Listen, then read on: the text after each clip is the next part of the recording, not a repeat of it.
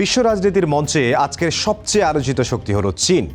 মাত্র কয়েক দশকের মধ্যে কৃষিভিত্তিক দেশ থেকে উঠে এসে আজ চীন দাঁড়িয়েছে বিশ্বের অন্যতম সামরিক শক্তি হিসেবে। কিন্তু আসলেই কতটা শক্তিশালী চীনের সেনাবাহিনী?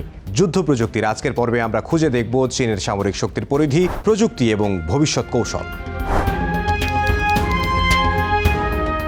চীনের পিপলস লিবারেশন আর্মি বা পিএলএ হচ্ছে পৃথিবীর সবচেয়ে বড় সেনাবাহিনী। মোট সক্রিয় সেনার সংখ্যা প্রায় 20 লাখ।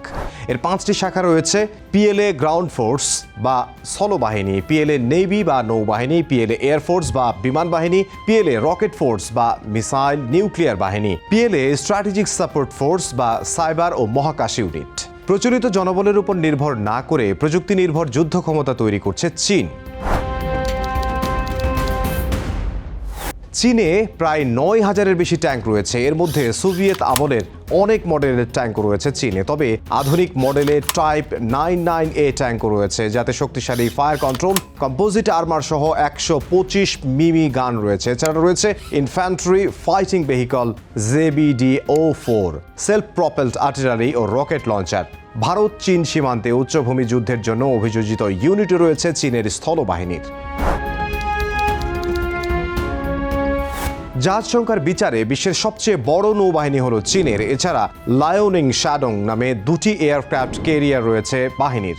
ফৌজিয়ান নামে আরও একটি যুদ্ধজাহাজ নির্মাণাধীন রয়েছে। চীনের নৌবাহিনী টাইপ O55 ডেস্ট্রয়ার বিশ্বের অন্যতম উন্নত ডেস্ট্রয়ার, আধুনিক রাডার ও মিসাইল সিস্টেম, জিন class nuclear submarine ballistic missile বহন করতে সক্ষম। দক্ষিণ চীন সাগরে সামরিক ঘাঁটি স্থাপন করে চীন কার্যত পুরো অঞ্চলে ব্লু ওয়াটার নেভি তৈরি করেছে।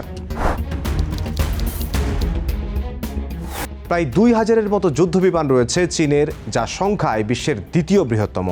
চীনের বিমান বাহিনীর প্রধান ফাইটার জেট J-20 মাইটি ড্রাগন, যা স্ট্রেলথ ফাইটার আমেরিকার F-35-এর প্রতিদ্বন্দ্বী। এছাড়াও চীনে রয়েছে J-10C, যা মাল্টি রোল জেট। এরই মধ্যে বেশ কয়েকটি যুদ্ধক্ষেত্রে সফলতা দেখিয়েছে এটি।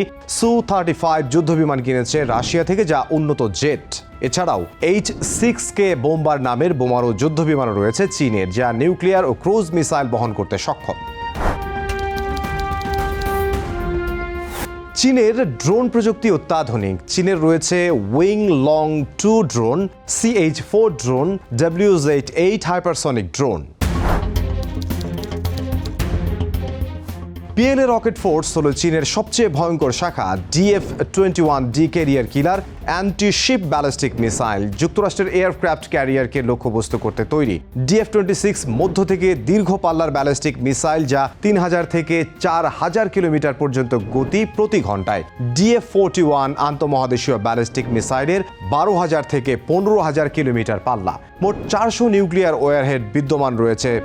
2035 সালের মধ্যে এ সংখ্যা দ্বিগুণ করার পরিকল্পনা রয়েছে চীনের।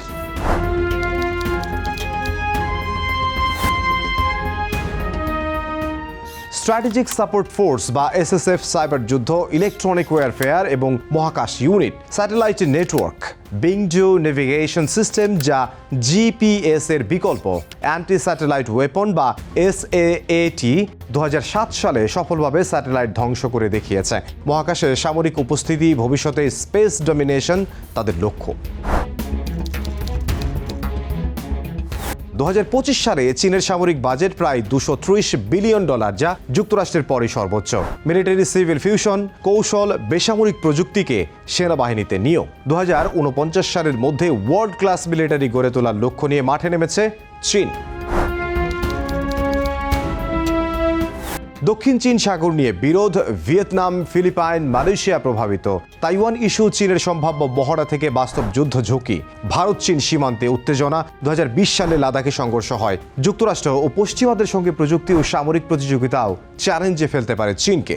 চীনের সামরিক শক্তি শুধু সংখ্যা নয়, বরং প্রযুক্তি, কৌশল আর ভূ রাজনৈতিক উচ্চাকাঙ্ক্ষার সমন্বয়। তারা স্পষ্টতই বিশ্বশক্তি হওয়ার পথে এগুচ্ছে।